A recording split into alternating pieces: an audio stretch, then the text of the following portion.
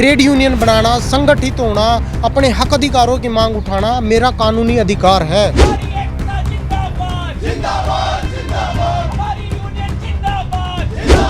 मजदूरों के खून को चूस के पूंजीपतियों को बड़ा बना रही है। इन चीज़ों का, इन पॉलिसियों का जो है विरोध करना चाहिए। जिस तरीके की सरकार जो पॉलिसियाँ लेके आ रही है, मजदूर विरोधी, आम जनता विरोधी। नमस्कार, स्वागत है आपका न्यू इंडिया न्यूज़ नेटवर्क पर। मैं हूं योगेश कुमार आर्य। बेल सोनिका यूनियन आज श्रम विभाग की पोल खोलेगा। मिलेनियम सिटी से कहा जाता है लगभग लाखों वर्कर्स को रोजगार ये देती है, लेकिन किस तरीके का काम इस फैक्ट्रियों के अंदर चल रहा है, आज इन्होंने एक नया नाम इसको दिया है, टेरर फैक्ट्री का। इन्हीं से जान लेते हैं कि सर, जो आपने आज ये नाम दिया है टेरर फैक्ट्री, सबसे पहले जानना चाहेंगे किस तरह की परेशानी आपको हो रही है और क्यों आपने ये नाम दिया टेरर फैक्ट्री? कि वो मजदूरों को छटनी करके बाहर निकालना चाहता है।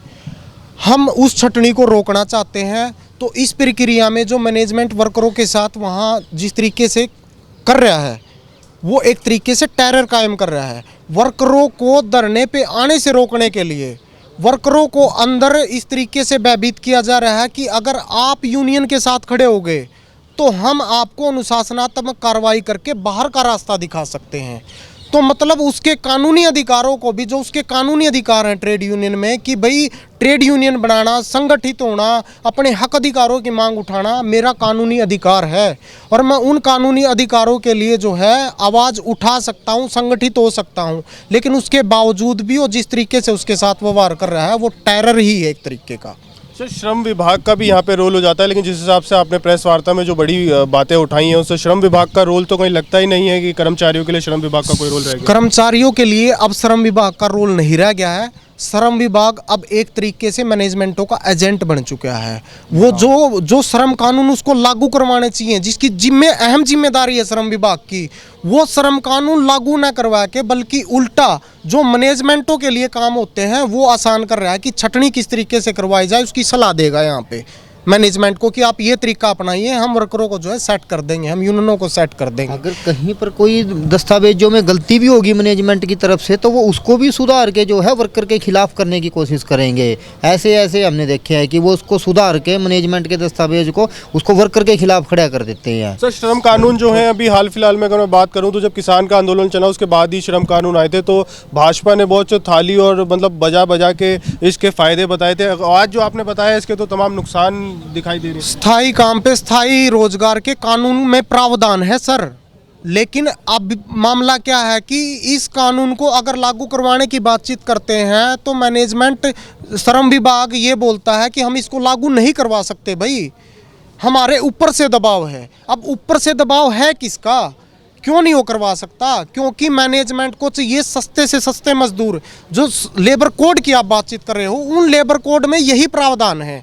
जो स्थायी काम पे स्थायी रोजगार की जगह ठेके का मजदूर रख सकते हो, कौशल विकास के तहत मजदूर रख सकते हो। जैसे अग्निवीर लेके आइए नौसेना में 4 साल के लिए, इसी तरीके से फिक्स टर्म के तहत आप वर्कर रख सकते हो, 2 साल के लिए, 1 साल के लिए, 3 साल के लिए। अब जरूरी नहीं है कि मैं परमानेंट वर्कर रखूँगा। लेबर कोड लागू भी नहीं हुए हैं, कानूनी तौर पर लागू नहीं हुए हैं, पास हुए हैं, लेकिन कानून व्यवहारिक तौर पर लागू करना शुरू कर दिया है। ये लेबर कोडों की ही आहट है। जो ठेका मजदूर को यूनियन की सदस्यता देने पे पंजीकरण रद्द कर दिया, हम रद्द कर देंगे, क्योंकि फैक्ट्री के अंदर जो 4 दीवारी है उसके अंदर भारत के कोई भी श्रम कानून काम नहीं करते। उनका अलग से ही एक हेड ऑफ स्टेट है, वहाँ अलग ही राज सत्ता है, वहाँ मालिक के काम करेंगे। सर, मोदी सरकार हमेशा गरीबी हितैषी की बात करती है, और आज अगर राज्य के मुख्यमंत्री की बात करूं तो वो यहाँ पे हरियाणा में आए हुए हैं, मेरी माटी मेरा देश कर रहे हैं, लेकिन 20 दिन से आप लोग यहाँ बैठे हैं, क्या उनको दिखाई नहीं दे रहा कि कर्मचारी कितना परेशान है? कर्मचारी बहुत परेशान है। आप ये देखो, जो फैक्ट्री के मजदूर हैं कि ठेका मजदूर क्या अपराधी है इस देश का? वो फैक्ट्री में काम कर रहा है, वो यूनियन का सदस्य नहीं बन सकता। वो इस देश का नागरिक है, उसको संगठित होने का अधिकार है, उसको परमानेंट नौकरी का अधिकार है, वो ले सकता है परमानेंट नौकरी, अपनी कानून में है प्रावधान, लेकिन नहीं देंगे। ये क्या दिखा रही है सरकार की पॉलिसीज? ये बीजेपी की पॉलिसीज ये दिखा रही है कि हम पूंजीपति के साथ खड़े हैं, हम उदारीकरण, निजीकरण, वैश्वीकरण की नीतियों को डंडा लेकर जो है करेंगे। अगर जो यूनियन मांग उठाएगी उसका पंजीकरण रद्द करेंगे। अगर उसके बावजूद भी मांग उठाएगी तो हो सकता है कल को हमारी भी डंडे लग जाए यहाँ पे। लोग ही बताते हैं कि जो भाजपा है वो पूंजीपतियों के समर्थन में रहती है, तो आपको भी ऐसा लगता है अब कि भाजपा जो है जिस हिसाब से कानून का, आपका श्रम विभाग के कानून आप ही के काम नहीं आ रहे, तो आपको भी लगता है कि भाजपा उद्योगपति की सरकार बन उद्योगपतियों की सरकार हो चुकी है, खासकर मोदी सरकार और खट्टर सरकार तो मोदी के बिल्कुल एजेंडे पे काम कर रही है। अडानी अंबानी के गुलाम हो चुके हैं। मोदी और खट्टर दोनों ही अडानी अंबानी के पूरे गुलाम हैं। वो जैसे बोल देंगे ना वो वैसे ही काम करते हैं। मोदी और खट्टर अडानी अंबानी के बिल्कुल चमचे गुलाम हो चुके हैं। सरकार नहीं रही, ये मजदूरों का खून चूस रही, मजदूरों के खून को चूस के पूंजीपतियों को बड़ा बना रही। अभी कोरोना काल में इनके करोड़ों लाखों के लोन माफ़ कर दिए।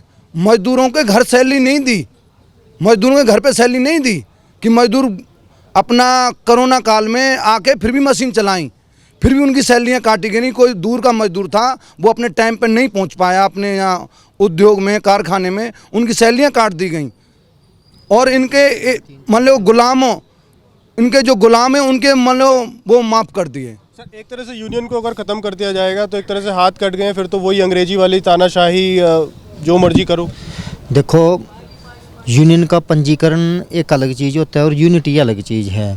यूनियन का पंजीकरण होने से यूनिटी तय नहीं होती, लेकिन अगर यूनियन का पंजीकरण रद्द हो जाता है, ये वर्करों को समझना पड़ेगा कि हमें इकट्ठे होकर फिर भी लड़ाई करनी पड़ेगी और फिर भी जो है अपने अधिकारों को हासिल करना पड़ेगा। ट्रेड यूनियन एक्ट जिसके अनुसार हम यूनियन बनाते हैं वो ट्रेड यूनियन एक्ट 1926 में आया, लेकिन उससे पहले भी मज़दूरों ने इकट्ठे होकर अपने अधिकारों को लिया है। जब 1918 में, 1916 में मज़दूरों ने पहले यूनियनें बना चुकी थी, यूनियन ट्रेड यूनियन एक्ट होने से पहले भी।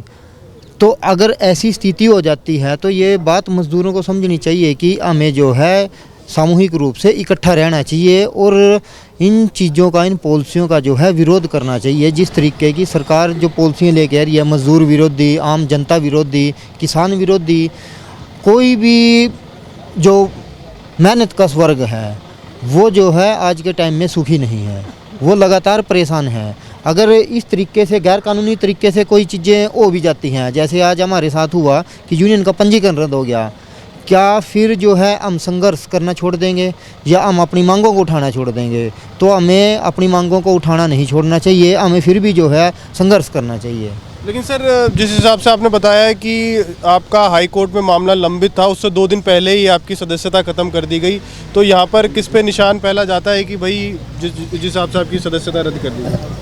ये सदस्यता नहीं, ये था कि हाई कोर्ट में 25 सितंबर 2023 की डेट थी कैजुअल वर्कर को सदस्यता देने के ऊपर, लेकिन इससे 2 दिन पहले ही 23 सितंबर 2023 को छुट्टी वाला दिन था उस दिन लेबर विभाग का, लेकिन उस दिन भी उन्होंने अपना ऑफिस खोल के जो है एक यूनियन के नाम यूनियन डी रजिस्टर्ड का लेटर जारी कराया, जो हमने आपको दिखाया भी अभी।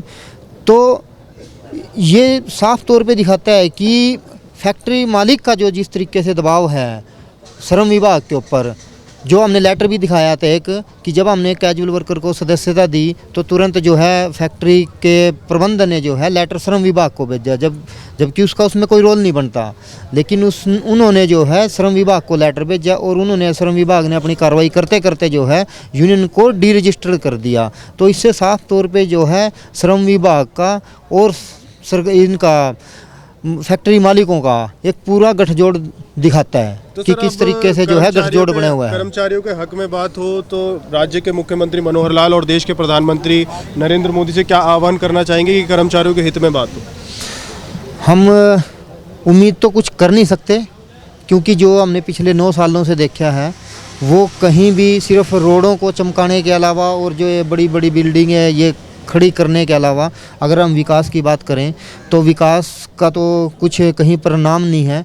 जो आप किसी भी क्षेत्र में उठा कर देख लो, आप शिक्षा का बजट है उसको कम कर दिया गया, आप सरकारी स्कूलों की बात करो तो उनको लगातार कम करती जा रही है सरकार, अगर वर्कर की फैसिलिटियों की बात करो तो उनको भी लगातार कम करती जा रही है, वेलफेयर में देख लो, और यहाँ तक कि वर्करों के जो कानून हैं उनमें भी लगातार किस तरीके से 2020 में लेबर कोड लेके आई, 19 में उसमें किस तरीके से तो मतलब कर्मचारियों के हित की बात क्या हम होगी? यही है कि वर्करों के बारे में भी सोचें। ये ना है कि हम सिर्फ एक ही वर्ग को बड़ा करते जा रहे हैं, और जो ये असमानता की खाई जो लगातार बढ़ती जा रही है कि 2-4 लोग ही जो हैं देश के उच्च वर्ग के लोग जो हैं वही अमीर होते जा रहे हैं। तो थोड़ा ध्यान जो है जनता का भी रखें, जो लगातार जो है गरीब की तरफ बढ़ती जा रही है और उसकी संख्या बहुत ज़्यादा है, उस जनता का भी ख्याल रखें, उसको भी कुछ दें।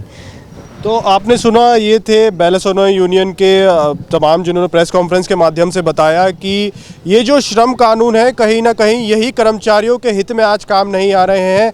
और आज का जो स्टेटस था इन्होंने पूरा आपने इनके माध्यम से सुना ही। अगर आपकी भी कोई राय हो तो हमें कमेंट करके बता सकते हैं।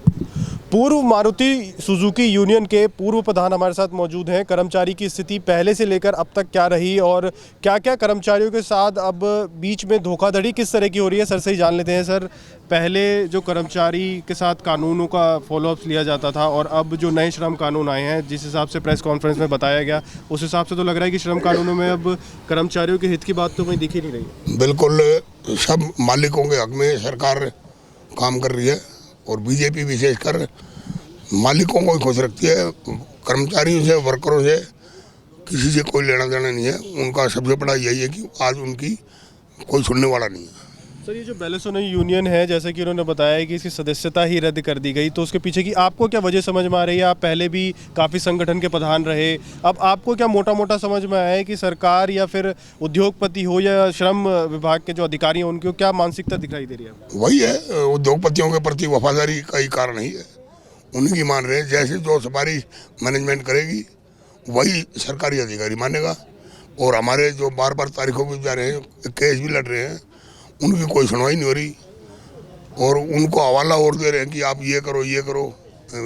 प्रशासन मैनेजमेंट को बोलते आप ये करो, मतलब मैनेजमेंट के हक में है पूरा। सर, मैं जो प्रधानमंत्री नरेंद्र मोदी हैं वो हमेशा कहते हैं कि गरीब हितैषी की वो बात करते हैं। अगर किसी तरीके आह्वान आप करना चाहें कर्मचारी और मजदूरों के हित के लिए, तो क्या आह्वान करना चाहेंगे आप? नहीं, वो खाली दिखावा है, बात करना दिखावा। अगर मजदूरों की, गरीबियों की बात कर रहे हैं तो आप आओ यहाँ ज़मीन पे आओ। ज़मीन में क्या हो रहा है, यहाँ जाओ, किसी भी राज्य में जाओ, किसी ज़िले में जाओ, हर जगह प्रदर्शन कर रहे हैं, हर जगह लाठीचार्ज हो रहा है।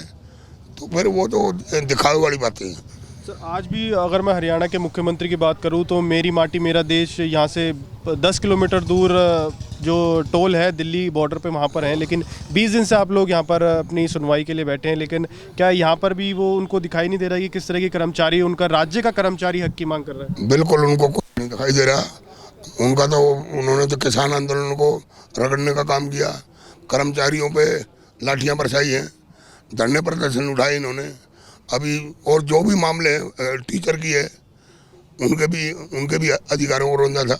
तो कोई सरकार, हरियाणा सरकार है या केंद्र सरकार है, कर्मचारियों की कोई नहीं सुन रहा। आज कर्मचारी आंदोलनरत है पूरे देश में कि हमारी आवाज़ सुनो। उनका जायज़ दर्द है, लेकिन मैनेजमेंट नाराज ना हो जाए, मालिक नाराज ना हो जाए, ये सरकार की पहली प्राथमिकता है। तो सर, आपने बीते दौर में काफ़ी चुनाव देखे, प्रधान भी रहे आप काफ़ी संगठनों के, तो आपको लगता है कि 2024 के इलेक्शन में या हरियाणा के राज्य इलेक्शन में भाजपा को इसका नुकसान होने वाला है?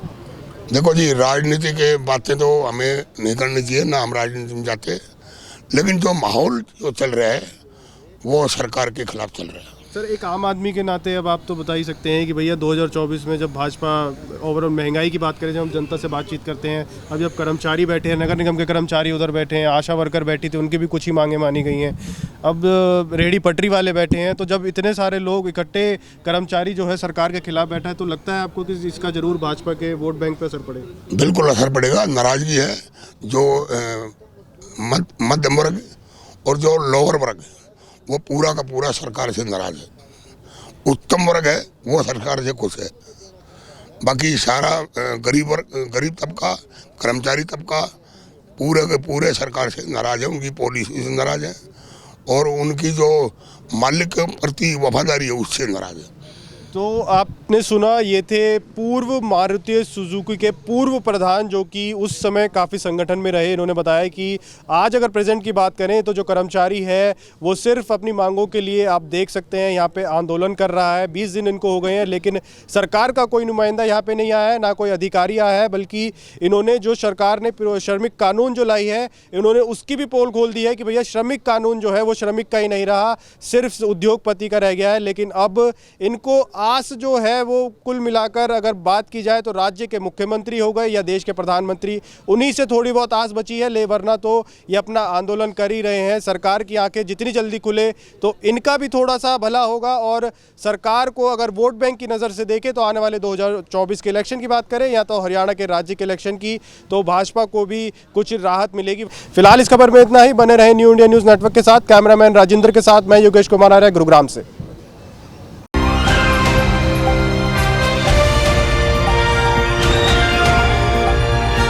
दिल्ली, हरियाणा, उत्तर प्रदेश, राजस्थान की हर खबर के साथ देखते रहिए न्यू इंडिया न्यूज़ नेटवर्क।